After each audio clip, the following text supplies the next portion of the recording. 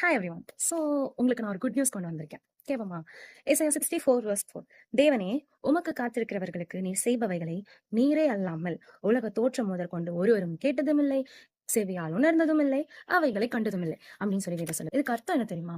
If you waiting for God in his presence, அதாவது அவருக்காக காத்திருக்கும் போது அவர் என்ன சொல்ல வராரு, கர்த்தருக்காக நீங்க டைம் ஸ்பெண்ட் பண்ணும்போது, யூ நோ வாட், அவர் உங்களுக்கு செய்ய போற அந்த ஒரு பிளெஸிங்ஸ், அந்த ஒரு விஷயத்த இது வரைக்கும் யாருமே எக்ஸ்பெக்ட் பண்ணிருக்கவே மாட்டாங்க.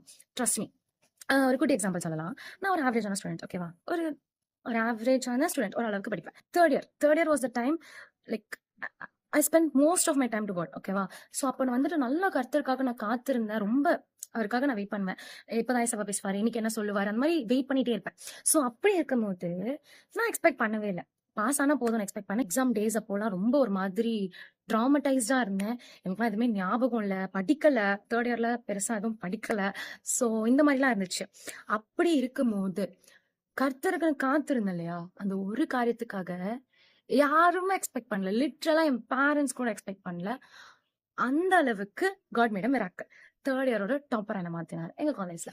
லைக் யாருமே எக்ஸ்பெக்ட் பண்ணிருக்க மாட்டாங்க. So all I want to say is, God உங்களுக்கு வந்துட்டு நீங்க எக்ஸ்பெக்ட் பண்ணாத அளவுக்கு, யாருமே எதிர்பாராத அளவுக்கு உங்களுக்கு அற்புதத்தை செய்வார். அதுக்கு நீங்க பண்ண வேண்டியது கர்த்தருக்கு காத்திருக்கணும். புரிஞ்சுதுன்னு நினைக்கிறேன். பாய்.